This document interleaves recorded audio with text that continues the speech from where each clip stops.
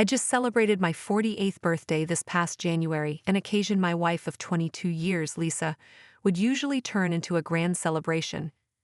This year, however, there were no parties, no surprises, no heartfelt toasts.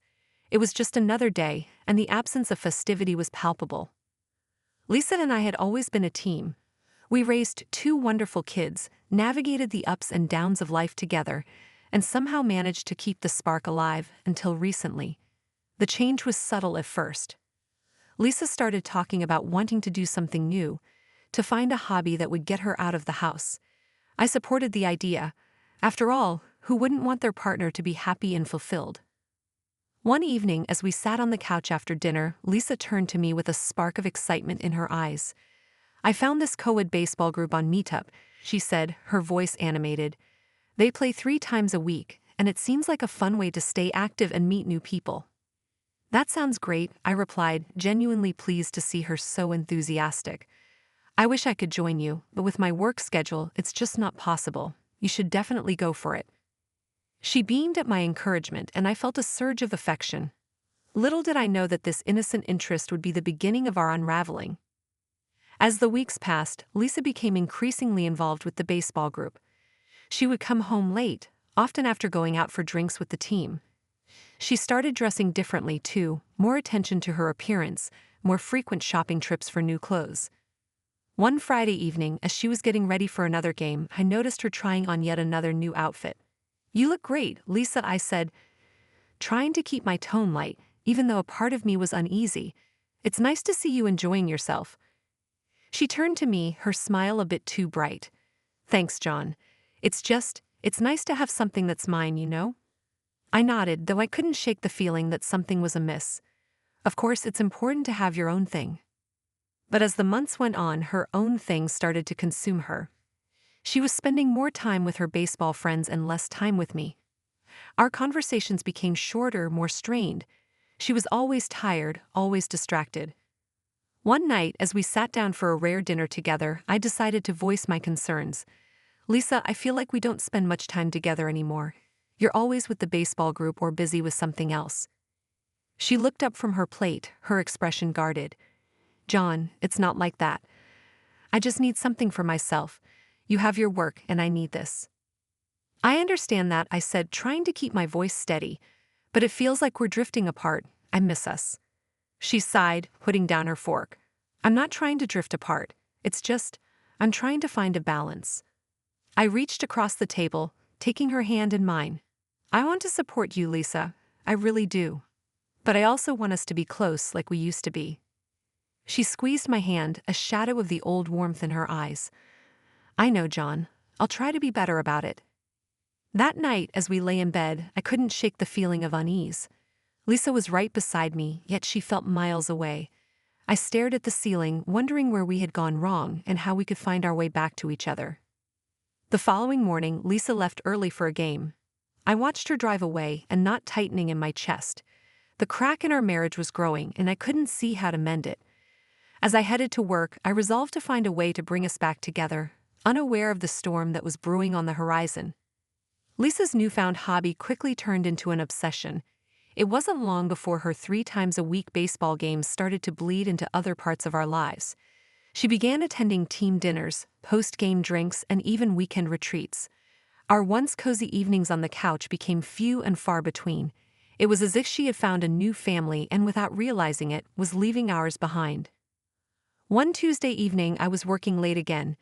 As a plumber, my hours were long and often unpredictable, but I always made time for Lisa and our family.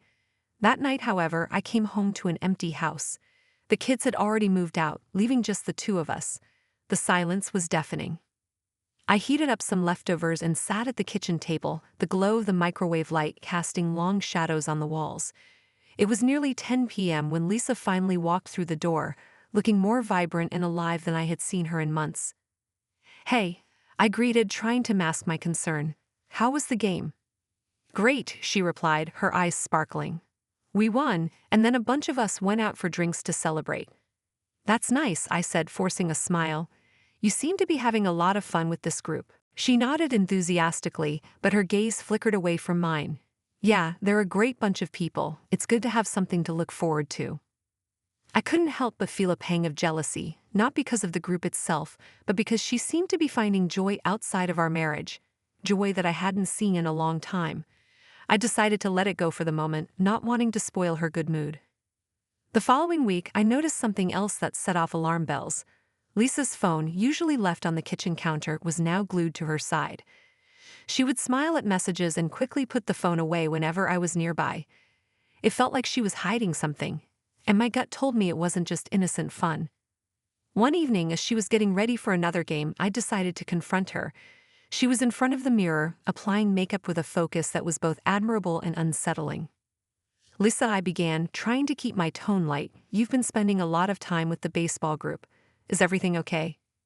She glanced at me through the mirror, her hand pausing mid-stroke. "Of course, everything's fine. Why do you ask?" "I don't know," I said, shrugging. "It's just, you seem distant lately, and you're always on your phone." She turned to face me, her expression defensive. "John, I'm not doing anything wrong. It's just nice to have friends and do something outside of the house.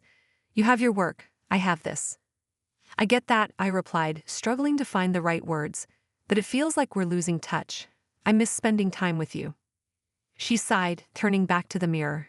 "John, you're overthinking this. I need this. Please, just trust me." I nodded, though my mind was anything but at ease. The seeds of doubt had been planted, and I couldn't shake the feeling that something was terribly wrong. One Friday night, as Lisa was out again, I found myself pacing the living room. I decided to check her phone, something I had never done before. I knew her passcode. It was our wedding anniversary. My hands trembled as I unlocked it and started scrolling through her messages. There were dozens of texts from a man named Greg. They ranged from casual banter to inside jokes and plans to meet up outside of the games. One message in particular made my blood run cold. "Last night was amazing. Can't wait to see you again." The room seemed to spin around me. I dropped the phone, my heart pounding in my chest. I felt a mixture of anger, betrayal, and an overwhelming sadness. This was the confirmation of my worst fears. That night, I couldn't sleep. Lisa came home late, her face flushed with excitement. She slipped into bed beside me, and I pretended to be asleep. The distance between us felt like an insurmountable chasm. The next day, I called in sick to work. I needed time to think, to plan. My mind raced with questions and scenarios, but one thing was clear. I had to find out the truth. The seeds of doubt had grown into a tangled web of suspicion, and I was determined to uncover what was really going on. The morning after discovering Lisa's messages with Greg, I felt like a stranger in my own home. The cheerful facade Lisa put on only deepened my sense of betrayal. I knew I had to uncover the full extent of her deception, but I wanted to do it without alerting her. I needed proof that she couldn't deny. After a restless night, I decided to install a GPS device in Lisa's car. It felt extreme, that I had to know where she was really going when she said she was at a game or out with friends. I picked up the device from a local electronics store, and one afternoon when Lisa was in the shower, I slipped out to her car and discreetly attached it underneath the rear bumper. The next few days were a blur of work and anxiety. Every free moment I found myself checking the GPS app on my phone, tracking Lisa's movements. At first, it seemed like she was just going to the baseball field and then to a nearby bar, just as she had said. But then, one Friday evening, the tracker showed her car heading to an unfamiliar address on the other side of town. I decided to follow her. I left work early, making up an excuse about needing to run an errand, and drove towards the location. As I approached, I saw her car parked outside a small, nondescript house. I parked a few blocks away and walked cautiously towards the house, my heart pounding in my chest. Through the partially open window, I saw Lisa sitting on a couch, laughing with Greg. He was the man from the texts, and they were far too close for comfort. I felt a surge of anger and hurt, but I forced myself to stay calm. I needed more than just a glimpse through a window. That night, I went home and reviewed the footage from our home security cameras. Lisa didn't know that I had installed a Ring doorbell with the camera after seeing it at a client's house. It was mostly to keep an eye on deliveries and deter potential burglars, but now it served a different purpose. The footage was damning. There were multiple instances of Greg coming to our house when I was at work. They would disappear inside for hours, only for Lisa to act like everything was normal when I got home. The next morning, I confronted Lisa with the evidence. She was in the kitchen, making coffee, when I walked in, holding my phone with the video footage queued up. "Lisa, we need to talk," I said, my voice shaking with a mix of anger and sadness. She looked up, her expression wary. "What about?" I held up the phone, playing the footage of her and Greg entering our home. Her face drained of color, and she set down the coffee pot with trembling hands. "John, I can explain," she started, but I cut her off. "Explain what, Lisa?" "That you've been lying to me. That you've been sneaking around with Greg while I've been working my ass off to support us." Tears welled up in her eyes and she looked away. "It's not what you think." "Then what is it?" I demanded, my voice rising. "Because from where I'm standing, it looks exactly like you're having an affair." She took a deep breath, trying to compose herself. "Greg and we've been seeing each other, yes. But it's complicated. I didn't mean for it to happen." "Complicated?" I repeated, feeling a surge of bitter laughter. "That's your excuse. After 22 years of marriage, after everything we've been through, this is how it ends." She looked at me, her eyes pleading. "I was lonely, John. You were always working, always busy. I needed someone to talk to, someone who made me feel alive again. And you couldn't talk to me." I asked, my voice cracking. "You couldn't come to me, your husband, and tell me how you were feeling?" She shook her head, tears streaming down her face. "I tried, John. I tried so many times, but you were always too tired, too distracted. Greg was there when you weren't." I felt a mix of guilt and anger boiling inside me. "So this is my fault now. Because I was working to support us, to give us a good life, you decided to throw it all away." Lisa's shoulders slumped and she looked defeated. "I'm not saying it's your fault. I'm just saying that it happened and I'm sorry. I never wanted to hurt you." "Well, you did," I said, my voice cold. "You hurt me more than you can imagine. And now I don't know if there's any way to fix this." She reached out to touch my arm, but I pulled away. "John, please, I love you. I made a mistake, but I still love you." I looked at her, feeling a wave of sadness wash over me. "I don't know if I can ever trust you again, Lisa. You've broken something that might be beyond repair." That night I slept on the couch, unable to bear the thought of sharing a bed with her. The seeds of doubt had blossomed into a painful reality, and I knew that our marriage would never be the same. After the confrontation with Lisa, our home became a battleground of silence and awkward interactions. We went through the motions of daily life, but the emotional chasm between us grew wider with each passing day. Every time I looked at her, I saw the betrayal, and I knew she saw the hurt in my eyes. One evening, about a week after our confrontation, I came home to find Lisa in the living room, packing a suitcase. She looked up when she heard me enter, her face a mixture of guilt and determination. "Are you leaving?" I asked, my voice barely above a whisper. She nodded, her eyes downcast. "I think it's best if I stay with my sister for a while. We need some space, John." I felt a pang of sorrow, but also a small sense of relief. "Maybe some time apart would help us figure things out. How long will you be gone?" "I don't know," she admitted. "Just until we can sort through this mess." As she finished packing, our daughter Emily walked in, her face a mask of confusion. "Mom, where are you going?" Lisa hesitated, glancing at me before replying. "I'm going to stay with Aunt Sarah for a bit, sweetie." Emily's eyes widened in shock. "Why? What's going on?"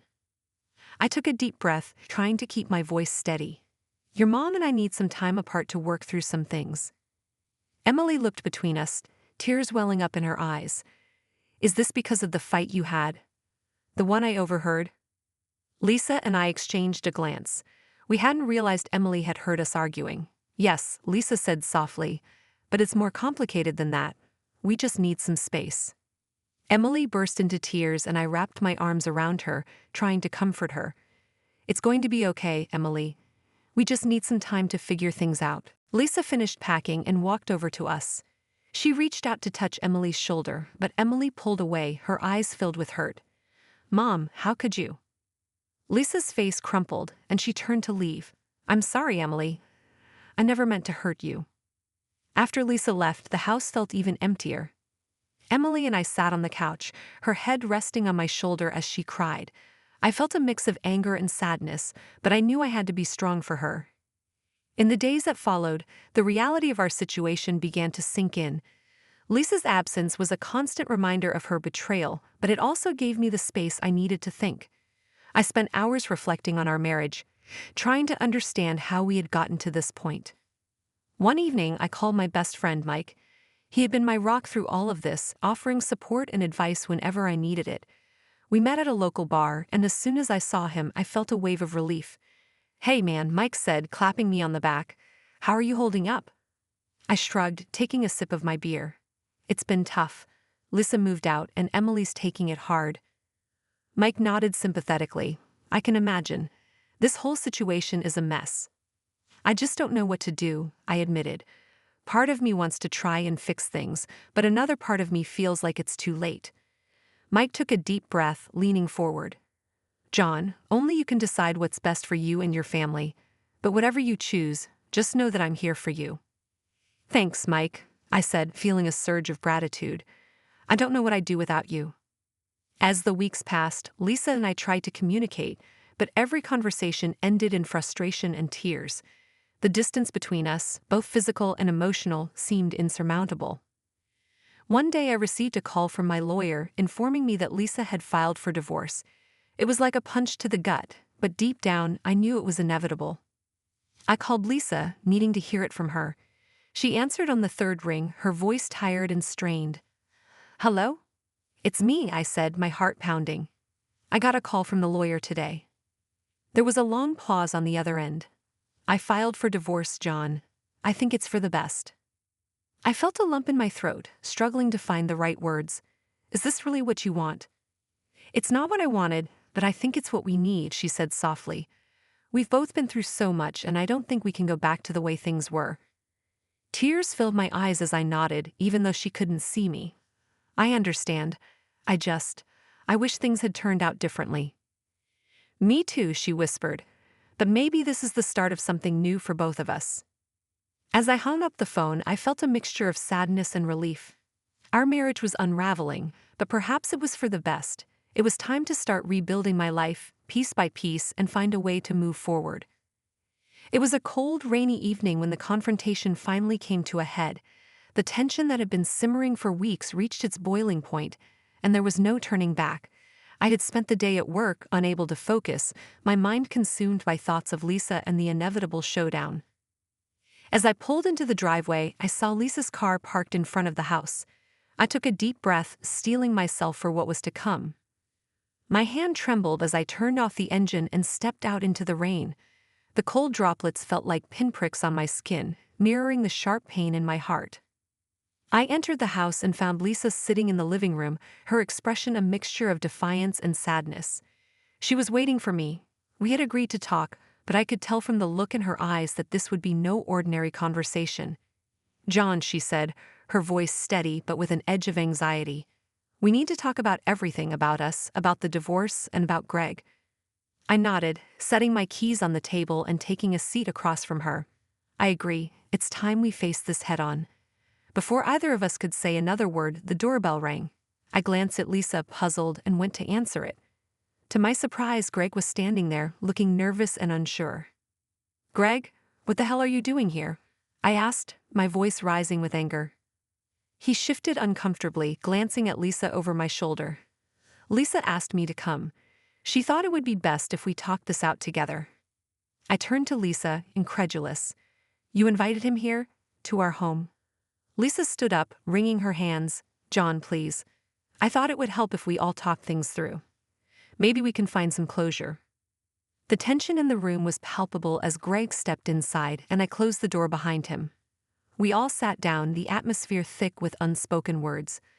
I broke the silence first. "So Greg, why don't you start? Tell me how you think this is going to help." Greg cleared his throat, avoiding my gaze. "John, I never meant to come between you and Lisa. It just happened. We connected, and one thing led to another. I'm sorry for the pain this has caused." I clenched my fists, struggling to keep my composure. "Sorry? You think an apology is going to fix this? You've destroyed my marriage, Greg. You've turned my life upside down." Lisa intervened, her voice shaky. "John, this isn't just Greg's fault. I made choices too. We both did. I never meant for it to get this far."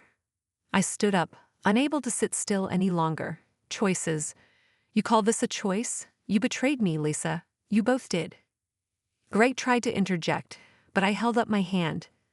No, Greg, you don't get to speak right now. This is between me and my wife. Lisa took a deep breath, tears streaming down her face. John, I'm truly sorry. I know I hurt you and I can never take that back, but we need to find a way to move forward, for Emily's sake if nothing else. I looked at her, the weight of her words sinking in. Emily, our daughter was caught in the middle of this mess and I had to think of her too. Fine, I said, my voice calmer but still laced with pain. Let's figure out how we move forward. But Greg, you need to leave. This is our home and we need to sort this out on our own. Greg nodded, looking relieved. I understand. I'll go. I'm sorry, John. Truly. As he left, the room seemed to breathe a sigh of relief. Lisa and I sat back down, the reality of our situation pressing down on us. John, Lisa said softly, I know things can never be the same, but I want us to at least be civil for Emily's sake. She needs both of us. I nodded, my anger slowly giving way to a deep, aching sadness. I agree, we need to put her first, but Lisa, it's going to take a long time for me to heal from this. I'm not sure if I ever truly will. I understand, she said, reaching out to touch my hand. I don't expect you to forgive me, but I hope we can find a way to coexist for her. As we sat there, the storm outside mirrored the turmoil within our hearts. The confrontation had brought everything into the open, and though the road ahead would be difficult, at least we had taken the first step toward whatever came next. The days following the confrontation were a whirlwind of emotion and activity. The news of our separation quickly spread through our family and friends, and I found myself bombarded with calls and messages. Each conversation felt like reopening a wound, but I knew it was necessary to face the fallout. Emily was understandably distraught. She had taken to locking herself in her room, avoiding both Lisa and me. I knew I needed to talk to her to try to help her make sense of everything. One evening I knocked on her door, and after a long pause, she finally opened it. Her eyes were red and puffy from crying. Hey, sweetie, I said gently. Can we talk? She nodded silently and let me in. I sat down on the edge of her bed while she curled up in the corner, clutching a stuffed animal she had since she was a baby. I know this is really hard for you, I began, trying to find the right words. Your mom and I, we both made mistakes, but we love you very much, and we're both here for you. Emily looked up at me, her eyes filled with hurt. Why did this have to happen, Dad? Why couldn't things just stay the same? I sighed, feeling a lump form in my throat. Sometimes people change and relationships change too. It's not your fault and it's not something you could have prevented. We're going to get through this together, okay?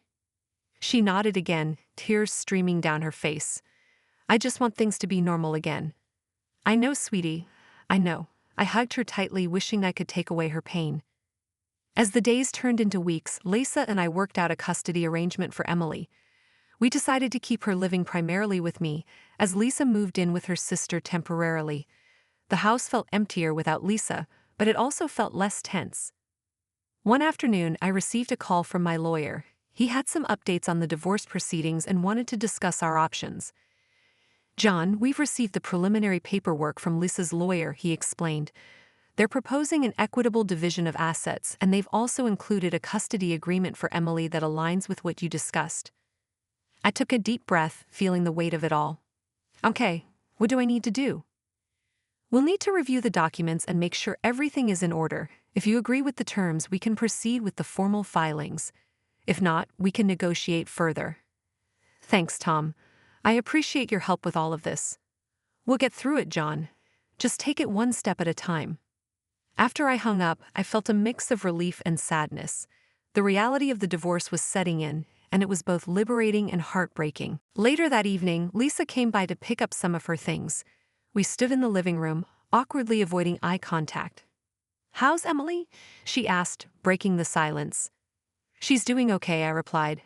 It's been hard for her, but she's strong. We're taking it one day at a time. Lisa nodded, tears welling up in her eyes. I miss her. I miss both of you. I didn't know what to say. Part of me missed her too, but the hurt was still too raw. We're doing what's best for Emily. That's what matters. I know, she said, her voice barely above a whisper. I'm sorry for everything, John. I never wanted it to come to this. I looked at her, seeing the pain and regret etched on her face. I know, Lisa, but we can't change the past. We can only move forward. She nodded, wiping away her tears. I hope someday we can find a way to be friends for Emily's sake. Maybe someday, I said, not fully believing it but wanting to offer some hope. As she left, I felt a mixture of emotions. The fallout from her affair had turned our lives upside down, but it had also given us a chance to rebuild. It was up to us to decide what came next, and I was determined to create a new normal for Emily and myself. The next few months were a period of adjustment and healing. Emily and I developed new routines, finding solace in the stability of our daily lives. We leaned on each other for support, and gradually the wounds began to heal. One evening, while we were having dinner, Emily looked up at me with a tentative smile.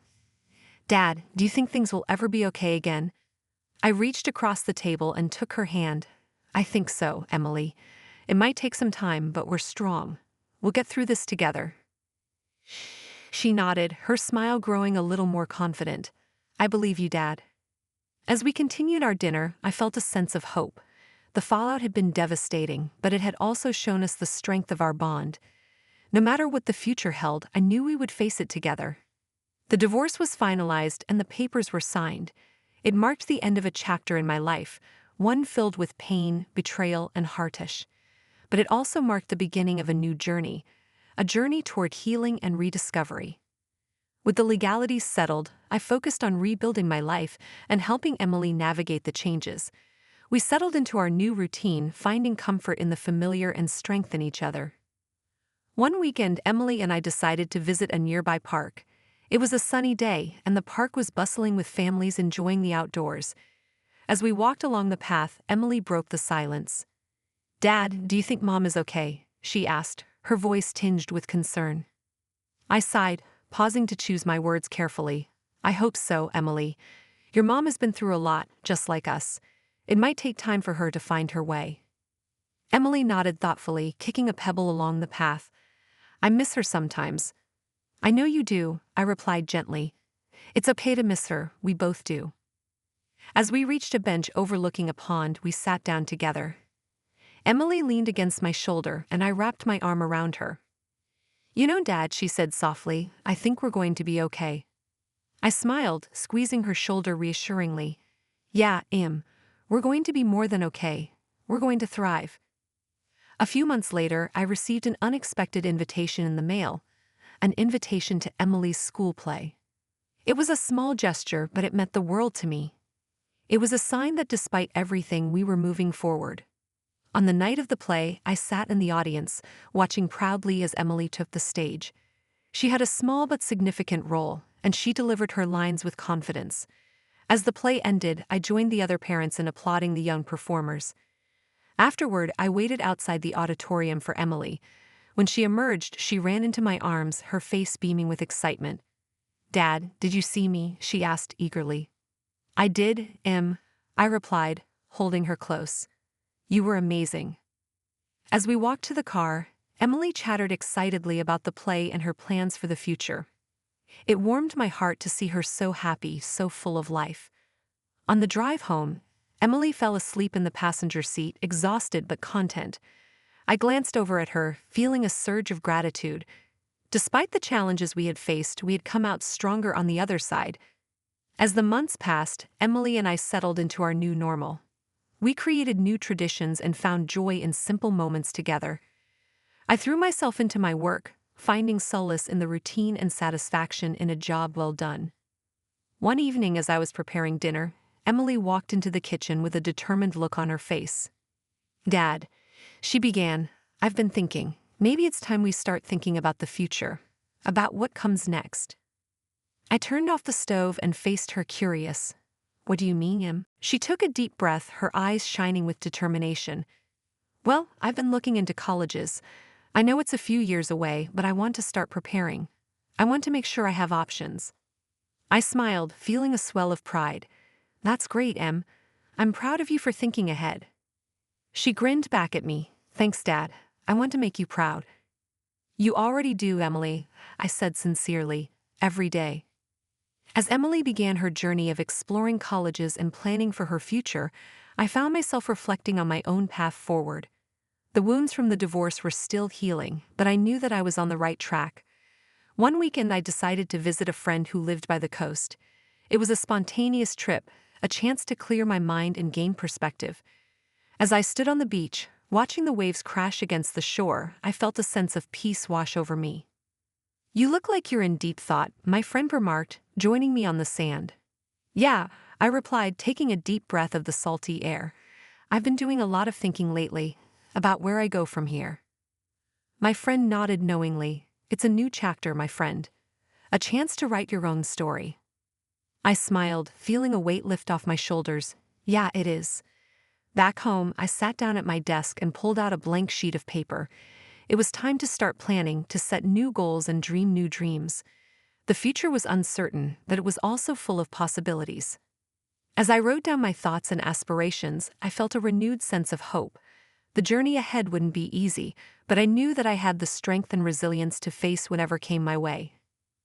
And as I glanced at the framed photo of Emily on my desk, I knew that no matter where life took me, she would always be my anchor, my reason for moving forward. Together, we would navigate this new chapter, one step at a time. And in doing so, we would create a future filled with love, laughter, and endless possibilities.